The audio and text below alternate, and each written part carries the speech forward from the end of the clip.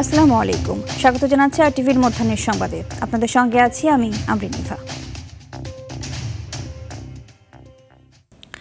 রাতে বৃষ্টি না হওয়ায় চট্টগ্রাম ও বান্দরবান সহ দেশের বন্যা পরিস্থিতির কিছুটা উন্নতি হয়েছে। চট্টগ্রাম শহরের কয়েকটি স্থানে সামান্য জলাবদ্ধতা থাকলেও রাতে অনেক স্থানের পানি নেমে যাওয়ায় মানুষের চলাচল স্বাভাবিক রয়েছে। বান্দরবনে সাঙ্গু ও মাতামুহুরী নদীর পানি নেমে যাওয়ায় জেলার বন্যা পরিস্থিতির উন্নতি হয়েছে। আশ্রয়কেন্দ্র ও নিরাপদ স্থানে থাকা বন্যা কবলিত মানুষগুলো তাদের নিজ নিজ বাড়িতে ফিরতে শুরু করেছেন। তবে কাদামাটি, ক্ষতিগ্রস্ত কাঁচা ঘরবাড়ি ও প্রয়োজনীয় সামগ্রী নষ্ট হয়ে যাওয়ায় তাদের দুর্ভোগ পোহাতে হচ্ছে। তবে গত কয়েকদিনে টানা বৃষ্টিতে গাজীপুরের কালিয়াকৈরে হাঁটু থেকে কোমর পানি পর্যন্ত জলাবদ্ধতার সৃষ্টি হয়েছে। এতে প্রায় 10,000 মানুষ পানিবন্দী হয়ে পড়েছে। পানিতে ডুবে থাকায় 10 থেকে 15টি শিল্প কারখানা বন্ধ হয়েছে।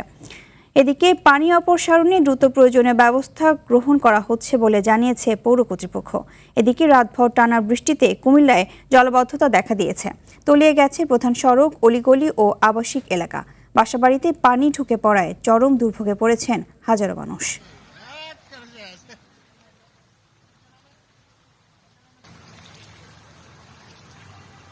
মালামাল দোকানে ছিল যা সব নষ্ট হয়ে গেছে। আমি একবার ধুয়ে মালামাল বসাই রাখতেছি, ফ্যান ফ্যান যা কিছু আসলো সব আবার নষ্ট হয়ে গেছে। খাট একটা ছিল তাও ভাইসে চলে গেছে, ভেঙে গেছে সবকিছু, কিছুই নাই। অনেক কষ্টে আছি, চুলা নাই, গ্যাস নাই, কিছু নাই। আমি বড় একটা, আমার কেউই না, আমি একা। আমাদের বাসা বাড়িতে পানি উঠে গেছে, জিনিসপাতি সব নষ্ট হয়ে গেছে। খালের কাজ তো আর ড্রেন দিয়ে হয় না। এখানে যেভাবে জলবদ্ধতা সৃষ্টি হয়েছে তাতে মানুষের অনেক দুর্ভোগ। দর্শক, এ নিয়ে আরো জানাতে বান্দরবন থেকে সরাসরি যুক্ত হচ্ছেন সহকর্মী সাফায়েত হোসেন। সাফায়েত, বন্যা পরিস্থিতির সর্বশেষ কি পরিস্থিতি এবং সেখানকার অবস্থা কি আমাদের জানাবেন?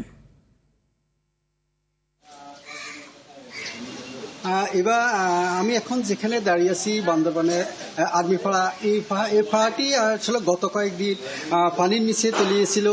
তবে গতকাল সাঙ্গু নদীর পানি নেমে যাওয়ার সাথে সাথে বান্দরবানের যে প্লাবিত এলাকাগুলোর থেকে পানি নেমে যাওয়ার সাথে সাথে ক্ষতিগ্রস্ত পরিবারগুলো তাদের বাসাবাড়িতে ফিরে আসছে এবং বাসাবাড়ির কাদা মাটি পরিষ্কার নিয়ে তারা আসলে এখন সময় পার করছে। তবে এখনও কাদা মাটি জমা থাকার কারণে কিছু কিছু এলাকায় জলাবদ্ধতা দেখা যাচ্ছে। আরেকটা বিষয় আপনাকে জানিয়ে রাখি, দুর্যোগকালীন সময়ে বান্দরবানের 6 জন মানুষের মৃত্যু হয়েছে। 5 জন লামা উপজেলার পাহাড়দর্শে এবং 1 জন নাইখংছড়ি উপজেলার বাইশারিতে পানিতে ভেসে 6 জন নিহত হয়েছে। তবে সরকারি তথ্য মতে 8টি স্পটে আসলে পাহাড়দর্শের ঘটনা ঘটেছে। 220টি আশ্রয়কেন্দ্র খোলা হয়েছে, সেখানে 6,000-এরও উপর মানুষ আশ্রয়গ্রহণ করেন এবং অবস্থান নিয়েছেন। এছাড়াও জেলা শহরের সরকারের তরফ থেকে 8,40,000 টাকা বরাদ্দ দেওয়া হয়েছে। তবে ইতিমধ্যেই আসলে পানি নামা শুরু করার সাথে সাথে পরিবারগুলো তাদের নিজ নিজ বাসা বাড়িতে ফিরে আসছে। এছাড়াও আপনাকে আরেকটি বিষয় জানিয়ে রাখি, জেলার রুমা, রংচড়ি, থানচি এবং রাঙ্গামাটি, বান্দরবানের সাথে সড়ক যোগাযোগগুলো এখনো বিচ্ছিন্ন রয়েছে, কারণ বিভিন্ন জায়গায় পাহাড়ধসের ঘটনার কারণে এই যোগাযোগটা আসলে বিচ্ছিন্ন রয়েছে। এই ছিল আসলে বান্দরবানের সর্বশেষ খবর। ধন্যবাদ আপনাকে। দর্শক, বন্যা ও জলাবদ্ধতা পরিস্থিতি নিয়ে আরো জানাতে কুমিল্লা থেকে সরাসরি যুক্ত হচ্ছেন সহকর্মী সোহরাব সুমন। সুমন, মানুষের ভোগান্তি কেমন দেখছেন ও স্থানীয় প্রশাসনের কোনো কার্যক্রম দেখছেন কিনা, বিস্তারিত জানাবেন। হ্যাঁ, এবার আপনি যেমনটি বলছিলেন, গতকাল রাত থেকে কিন্তু কুমিল্লা ভারী বর্ষণের কারণে কিন্তু কুমিল্লা সিটি এলাকা রয়েছে, এখানে জলাবদ্ধতার সৃষ্টি হয়েছে। আমরা আবহাওয়া দপ্তরের সাথে, কুমিল্লা আবহাওয়া দপ্তরের সাথে কথা বলেছি। উনি আমাদেরকে যেটা জানিয়েছে, এই গতকাল 24 ঘন্টায় 138.2 মিলিমিটার বৃষ্টিপাত হয়েছে। এই বৃষ্টিপাতের কারণেই কিন্তু কুমিল্লা শহরের বিভিন্ন অলিগলিতে জলাবদ্ধতার সৃষ্টি হয়েছে। আপনাকে আরও একটি বিষয় জানিয়ে রাখি, আজ কিন্তু এসএসসি পরীক্ষা চলছে। সকাল থেকে কিন্তু বিভিন্ন কেন্দ্রে এই জলাবদ্ধতার কারণে কিন্তু পরীক্ষার্থীরা যে কেন্দ্রে যেতে অনেক কষ্ট হয়েছে। আমরা দেখেছি নৌকার মাধ্যমে এবং কিছু ছাত্রছাত্রীও দেখেছি এই পানির মধ্যে দিয়েও কিন্তু গেছে। আপনাদের আরও একটি জানিয়ে রাখি, এই জলাবদ্ধতা নিরসনে কিন্তু কাজ করে যাচ্ছেন কুমিল্লা সিটি কর্পোরেশনের যে প্রশাসক রয়েছে ইসুফ মোল্লা টিপু।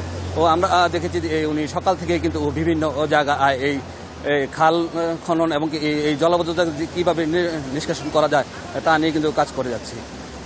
এই ছিল আমার কাছে কুমিল্লা থেকে সর্বশেষ সংবাদ। ধন্যবাদ আপনাকে। আজও সকাল থেকে ঢাকায় থেমে থেমে বৃষ্টি হচ্ছে। সকাল 7:30টার দিকে ভারী বৃষ্টি হয়। সকালে বৃষ্টিতে ভোগান্তিতে পড়েন অফিসগামী যাত্রীরা।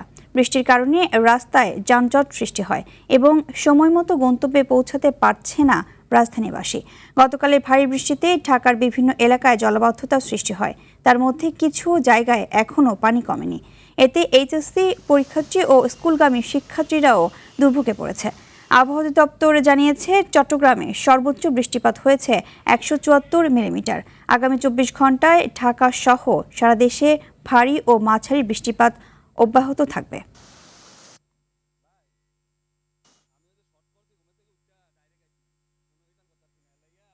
তারপরে বৃষ্টি হচ্ছে, কিন্তু অফিস আদালতে মানুষের যাচ্ছে যাইতে একটু কষ্ট হচ্ছে, বাচ্চারা স্কুলে যাইতে একটু কষ্ট হচ্ছে। কালকের তো পুরো ঢাকা শহর তলায় গেছে দেখছেন, আজকাল তো সেম অবস্থায় যে আমরা বৃষ্টিতে ভিজে ভিজে অফিসে যাচ্ছি। প্রধানমন্ত্রী তারেক রহমান বলেছেন, সব ধর্মের মানুষের অংশগ্রহণ নিশ্চিত করে মানবিক মূল্যবোধের ভিত্তিতে দেশ পুনর্গঠন করতে চায় সরকার। জনগণের সমর্থন নিয়ে বিএনপি দেশকে উন্নয়ন ও সমৃদ্ধির পথে এগিয়ে নেবে বলেও তিনি মন্তব্য করেন। সকালে বরিশালের গৌর নদীতে ফ্যামিলি কার্ড বিতরণ ও বৃক্ষরোপণ কর্মসূচিতে প্রধান অতিথির বক্তব্যে তিনি এইসব কথা বলেন। তারেক রহমান বলেন, আগামী 1 বছরের মধ্যে দেশের 41 লাখ পরিবারের কাছে ফ্যামিলি কার্ড পৌঁছে দেওয়া হবে। পর্যায়ক্রমে আগামী 5 বছরের মধ্যে দেশের সব মানুষের হাতে ফ্যামিলি কার্ড পৌঁছে দেওয়ার পরিকল্পনা রয়েছে। জাল গুটিয়ে খালি হাতে উপকূলে ফিরতে বাধ্য। আমাদের দেশের যত্ন আমাদেরকে নিতে হবে, আমাদের দেশকে গড়ে তুলতে হবে আমাদেরকে। আমরা সবাই মিলে চেষ্টা করি, আমরা সবাই মিলে যদি সচেতন হই তাহলে আমরা আমাদের পরিবেশটা সুন্দর করতে পারবো।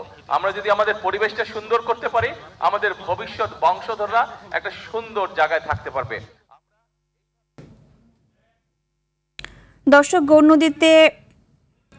দর্শক বরিশালে রয়েছেন সহকর্মী শামীম চৌধুরী, আমরা সরাসরি যুক্ত হচ্ছি তার সঙ্গে।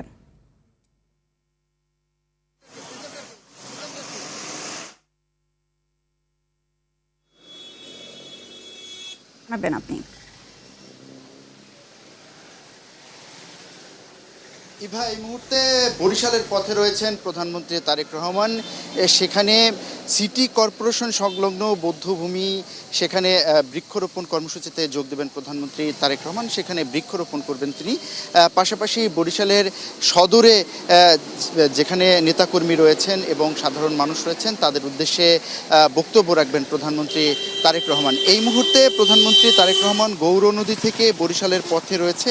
আমি যদি আপনাকে একটু দেখাই যে পথের দুপাশে এখানে কিন্তু সাধারণ মানুষ, নেতাকর্মী সহ সবাই অপেক্ষা করছে প্রধানমন্ত্রী তারেক রহমানকে এক নজর দেখার জন্য, এবং তাকে তিনি যে হাত নাড়িয়ে গাড়ির ভেতর থেকে শুভেচ্ছা জানান, সেই শুভেচ্ছা, সেই অভ্যর্থনা জানানোর জন্য, এখানে সেই অভ্যর্থনা গ্রহণ করার জন্য এখানকার যারা জনগণ রয়েছেন তারা এখানে সারিবদ্ধভাবে দাঁড়িয়ে রয়েছেন। এবং আপনারা দেখতে পাচ্ছেন যে তাদের হাতে শোভা পাচ্ছে বাংলাদেশের জাতীয় পতাকা, পাশাপাশি বিএনপির যে দলীয় পতাকা, সেই দলীয় পতাকাও তাদের হাতে শোভা পাচ্ছে। আমরা অনেক বৃদ্ধ মানুষকে এখানে দেখছি, তারা ধানের শীষ নিয়ে, অর্থাৎ বিএনপির যে নির্বাচনী প্রতীক, সেই প্রতীক নিয়ে এখানে প্রধানমন্ত্রী তারেক রহমানের আসার জন্য অপেক্ষা করছে। তবে একটা বিষয়ে একটু ইভা আপনার মাধ্যমে দেশবাসীকে জানিয়ে রাখতে চাই, প্রধানমন্ত্রী তারেক রহমান কিন্তু ঘোষণা দিয়েছেন যে প্রধানমন্ত্রী তারেক রহমান দেশের যে কোনো স্থানে সফরকালে কোনো প্রকার ফেস্টুন, ব্যানার এবং অন্যান্য যে প্রচারমূলক যে ফেস্টুনগুলো রয়েছে সেগুলো যেন খুব বেশি রাখা না হয়। আমরা বরিশালের পথে পথে এমনটাই দেখেছি যে আসলে ওই রকম জাঁকজমকপূর্ণ কোনো ব্যানার, ফেস্টুন নেই। খুব সাদামাটাভাবেই এখানকার সাধারণ মানুষ যারা, তারা প্রধানমন্ত্রীকে অভিবাদন জানার জন্য এবং তার অভিবাদন গ্রহণ করার জন্য এখানে রাস্তার দুই পারে অপেক্ষা করছেন এবং খুবই সারিবদ্ধভাবে অপেক্ষা করছেন। এর আগে প্রধানমন্ত্রী তারেক রহমান বরিশালের গৌর নদীতে বাটাজোরে সারিকল খালের পাশে বৃক্ষরোপণ কর্মসূচিতে যোগ দিয়েছেন এবং সেখানে তিনি একসঙ্গে এলাকাবাসীকে সঙ্গে নিয়ে প্রায় 2500 প্রায় 2500 গাছের চারা তিনি রোপণ করেছেন এবং সেখানে তিনি বক্তব্য রেখেছেন। বক্তব্যে প্রধানমন্ত্রী তারেক রহমান বৃক্ষরোপণের প্রয়োজনীয়তা তিনি তুলে ধরেছেন। এই জলবায়ু পরিবর্তনের চ্যালেঞ্জ মোকাবেলায় গাছ রোপণ যে কতটা জরুরি সেই বিষয়টা তিনি এলাকাবাসীর উদ্দেশ্যে তুলে ধরেছেন এবং গাছ রোপণের পাশাপাশি শুধুমাত্র গাছ রোপণ করে সেটি ফেলে রাখলে হবে না, সেই গাছ যাতে পরিচর্যা করা যায় বা সুন্দরভাবে পরিচর্যা করে সেই নির্দেশনাও কিন্তু তিনি এখানকার জনগণকে দিয়েছেন। এরপরই ইউনিয়নের সরকারি প্রাথমিক বিদ্যালয় মাঠে আয়োজিত ফ্যামিলি কার্ড বিতরণ কর্মসূচি এবং সেখানকার যারা ফ্যামিলি কার্ডের পাবে উপকারভোগী তাদের সঙ্গে মত বিনিময় করেছেন প্রধানমন্ত্রী তারেক রহমান এবং মত বিনিময়ে তিনি বলেছেন যে আগামী 1 বছরের মধ্যে অর্থাৎ এই বছরের মধ্যে প্রায় 41 লাখ পরিবারের হাতে ফ্যামিলি কার্ড পৌঁছে দেবেন প্রধানমন্ত্রী তারেক রহমান। শামীম, আপনি আমাদের সাথেই থাকুন, আমরা পরবর্তী সংবাদে আপনাদের সাথে আবার যোগাযোগের চেষ্টা করব। স্বাস্থ্যসেবার মান উন্নয়নে উপজেলা স্বাস্থ্য কমপ্লেক্স 50 থেকে 101 শয্যায় উন্নীত করার সিদ্ধান্ত নিয়েছে সরকার। এই আধুনিকায়নের আওতায় প্রতিটি উপজেলা হাসপাতালে breast feeding corner, prayer corner, pathology বিভাগ এবং কিডনি ডায়ালিসিস সেন্টারের মতো গুরুত্বপূর্ণ সুবিধা যুক্ত করা হবে বলে জানিয়েছেন স্বাস্থ্যমন্ত্রী সরদার মোহাম্মদ সাখাওয়াত হোসেন। সকালে ব্র্যাক এবং লেগো ফাউন্ডেশনের যৌথ উদ্যোগে মানবিক প্রেক্ষাপটে খেলাধুলা, শিখন এবং দক্ষতার ধারাবাহিকতা রক্ষা প্রকল্পের শুভ উদ্বোধন অনুষ্ঠানে তিনি এসব কথা বলেন। জানান, মেডিকেল কলেজ হাসপাতালগুলোতে 50টি, জেলা হাসপাতালগুলোতে 10টি এবং উপজেলা হাসপাতালে 10টি করে ডায়ালিসিস বেড স্থাপন করা হবে। স্বাভাবিক প্রসব বাড়াতে এবং সিজারিয়ান কমাতে মাঠ পর্যায়ে দক্ষ মিডওয়াইফ ও কেয়ার গিভার নিয়োগ দেওয়া হবে বলেও জানান স্বাস্থ্যমন্ত্রী। Prime Minister Janab Tariq Rahman, he has declared that we have started our work. We are improving all the hospitals up to 101 beds hospital, where there will be a breastfeeding corner, prayer corner, and pathology department will be added along with the kidney dialysis center. By this year, we are going to finish all the hospitals into 131 beds.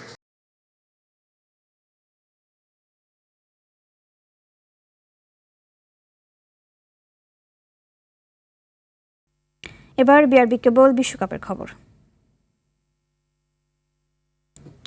বিশ্বকাপের high voltage সেমিফাইনালে মঙ্গলবার মধ্যরাতে মুখোমুখি হবে দুই সাবেক বিশ্ব champion France ও Spain.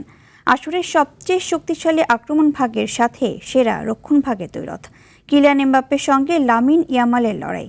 একদিকে ফ্রান্সের সামনে টানা তৃতীয়বার বিশ্বকাপ ফাইনাল খেলার হাতছানি, অন্যদিকে 16 বছর আবারও ফাইনালের দুয়ারে স্পেন। অল ইউরোপিয়ান ক্লাসিকোতে বাংলাদেশ সময় রাত 1টায় মাঠে নামবে দুই দল। বিস্তারিত জানাচ্ছেন মুমসাদ দিনুরি। 2026 বিশ্বকাপে শিরোপার সবচেয়ে বড় দাবিদারকে? উত্তরে সবাই হয়তো ফ্রান্সের নামটাই বলবে, আর ঠিক পরের নামটাই স্পেন। আর গ্রেটেস্ট শো অন আর্থের প্রথম সেমিফাইনালে দুই দলের একটিকে এখন বিদায় বলার দ্বারপ্রান্তে ফুটবল প্রেমীরা। দিদিয়ার দেশমের ফ্রান্স এবার যেন নিখুঁত এক ফুটবল মেশিন। এখন পর্যন্ত বিশ্বকাপে টানা 6 ম্যাচ জিতেছে তারা। নকআউট পর্বে প্যারাগুয়েকে 1-0 গোলে হারানোর পর কোয়ার্টার ফাইনালে মরক্কোকেও 2-0 ব্যবধানে বিদায় করেছে দুইবারের বিশ্ব চ্যাম্পিয়নরা। পুরো আসর জুড়ে আক্রমণ ও রক্ষণ দুই বিভাগেই ছিল চোখ ধাঁধানোর ভারসাম্য। টুর্নামেন্টে এখন পর্যন্ত 16টি গোল করেছে ফ্রান্স, বিপরীতে হজম করেছে 4 গোল। দুর্দান্ত ফর্মে থাকা অধিনায়ক কিলিয়ান এমবাপ্পে করেছেন 8টি গোল। সাথে Michael Olise, Ousmane Dembele, Desire ডুয়েদের ফর্ম যে কোনো প্রতিপক্ষের জন্যই ভীতিকর।